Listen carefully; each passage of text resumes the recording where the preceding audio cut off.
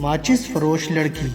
प्यारे बच्चों, सर्दियों के दिन थे, सूरज गुरूब हो चुका था। शाम के वक्त एक छोटी सी बच्ची सायरा फटे पुराने कपड़े पहने माचिस का बंडल उठाए फिर रही थी। सारा दिन गुजरने के बावजूद किसी ने उससे एक माचिस भी नहीं खरीदी थी। सायरा बहुत सहमी हुई थी। उसे घर वापस जाते हुए भी डर लग रहा था। सायरा सोच रही थी कि घर जाकर उसे अपने अब्बू से डांट पड़ेगी।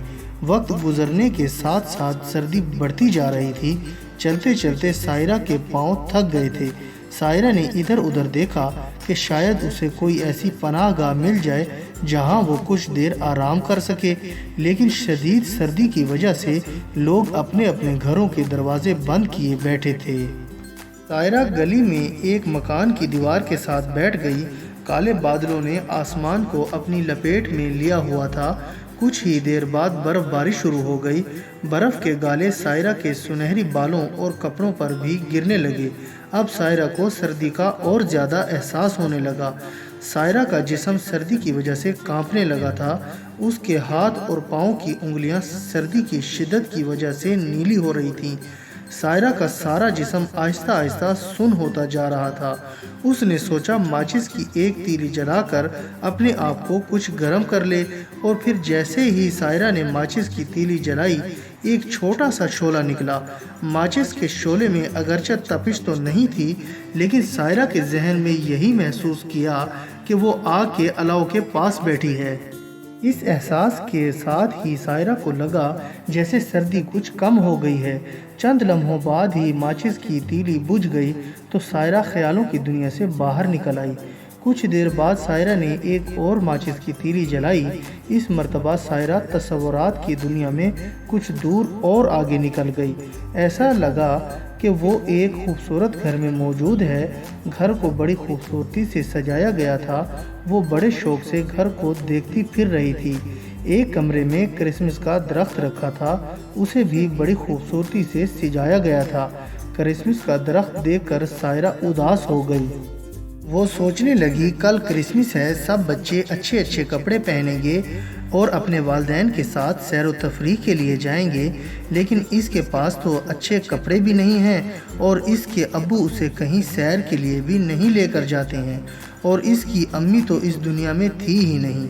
ये सब कुछ सोचते हुए सायरा एक और कमरे में आ गई। वहाँ मेज़ पर गरम गरम खाना रखा है। भुने हुए मुर्ग की खुशबू उसे बिल्कुल अपने पास से आती हुई महसूस हुई। खाने की खुशबू के साथ ही इसकी भूख चमक उठी। उसे याद आया कि आज उसने सुबह से कुछ खाया भी नहीं था। गैर इख्तियारी तौर पर वो खाने की मेज़ की तरफ बढ़ने लगी थी कि माचिस की तीली बुझ गई और वो एक मर्तबा फिर हकीकत की दुनिया में वापस आ गई। सायरा को गली में बैठे काफ़ी देर हो चुकी थी। सर्दी से उसका बुरा हाल था। अगरचे बर्फबारी अब रुक गई थी, लेकिन फिर भी सर्दी की शिद्दत में कोई कमी नहीं हुई थी। सायरा ने आसमान की तरफ नज़रें उठाईं। वहाँ बहुत से सितारे टिमटिमा रहे थे। चांद अपनी मध्यम रोशनी बिखेर रहा था। आसमान पर सितारों की झिलमिलाहट और चांद की मध्यम रोशनी का मंजर बहुत ही पुरकैफ था, लेकिन इस वक्त सायरा को कुछ भी अच्छा नहीं लग रहा था। सायरा ने जल्दी से नई तीली जलाई। सायरा ने देखा कि दादी जान स्याह रंग के रेशमी कपड़े पहने आसमान से नीचे उतरकर आ गईं। उन्होंने सायरा को गोद में बिठाया और बहुत प्यार करने लगी। सायरा ने कहा, दादी जान देखें, यहाँ गली में मुझे सर्दी लग रही है।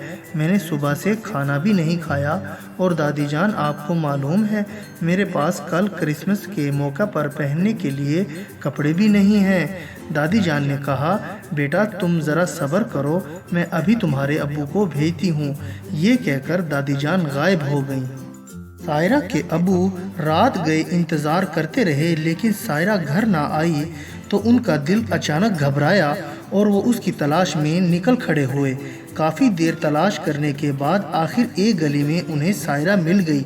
वो भागते हुए सायरा के पास पहुँचे और बोले, बेटी तुम यहाँ बैठी हो, मैं रात गए तुम्हारा इंतज़ार करता रहा हूँ और मैंने खाना भी नहीं खाया।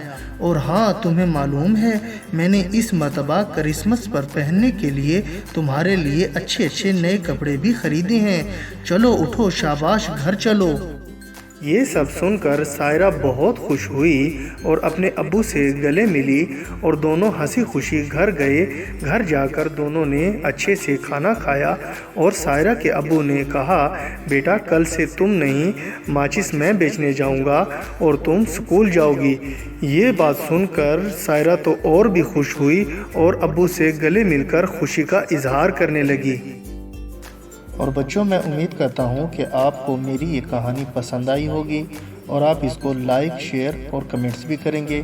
اور سب سے ضروری بات یہ ہے کہ آپ میرے اس چینل کو سبسکرائب کرنا نہ بھولیے گا، اس سے آپ کو میری نئی کہانیوں کا بھی پتہ چلتا رہے گا۔ اور اب میں اجازت چاہتا ہوں، اپنا بہت خیال رکھیے گا۔ اللہ حافظ۔